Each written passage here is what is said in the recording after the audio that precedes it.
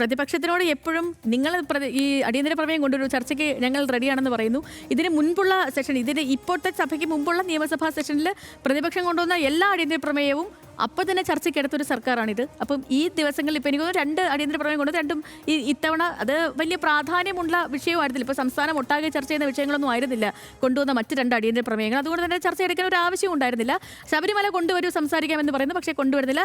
ഇത് ഇപ്പോൾ ഹർഷൻ പറഞ്ഞു നിർത്തിയതുപോലെ നിയമസഭാ തിരഞ്ഞെടുപ്പ് വരാൻ പോവുകയാണ്. ഈ വിഷയത്തെ ലൈവായിട്ട് നിലനിർത്തേണ്ടത് പ്രതിപക്ഷത്തിൻ്റെ മാത്രം ആവശ്യമാണ്, ഭരണപക്ഷത്തിൻ്റെ അല്ലെ പ്രതിപക്ഷത്തിൻ്റെ മാത്രം ആവശ്യമാണ്. പക്ഷേ അപ്പോഴും ഇന്ന് ഈ കോടതി പരാമർശങ്ങളൊക്കെ വന്നതുകൊണ്ട് ആ ഒരു ബലം കൂടി സർക്കാരിന് ഉണ്ട് എന്നൊരു കാര്യം കൂടിയുണ്ട്. പിന്നെ ഈ പറഞ്ഞ പോലെ സോണിയാഗാന്ധി അടക്കമുള്ള ആൾക്കാർ ഇതിൽ വന്ന് പെട്ടിട്ടുണ്ട്. അപ്പോൾ അതുകൊണ്ട് ഇതിൽ ഈ പറഞ്ഞാൽ കുഴങ്ങും എന്നുള്ളൊരു കാര്യം പ്രതിപക്ഷത്തിനും അറിയാം.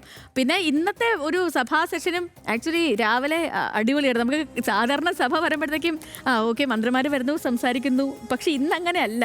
ഭരണപക്ഷമാണെങ്കിലും പ്രതിപക്ഷമാണെങ്കിലും അങ്ങോട്ടും ഇങ്ങോട്ടും കൊണ്ടും കൊടുത്തും അങ്ങനെ പോകുന്ന ഒരു സെഷനായിരുന്നു. പിന്നെ മന്ത്രി വി ശിവൻകുട്ടി അദ്ദേഹം ഈ സെഷൻ തുടങ്ങിയ സമയം മുതലേ തഗ്ഗ എല്ലാ കാര്യങ്ങളിലും ശബരിമലയിലെ പാട്ടൊക്കെ പാടിയിട്ട് സ്വർണം കെട്ടതായപ്പോൾ അതിൻ്റെയൊക്കെ പാരഡി വി ശിവൻകുട്ടി തന്നെ പറയുന്നു, പാടുന്നു.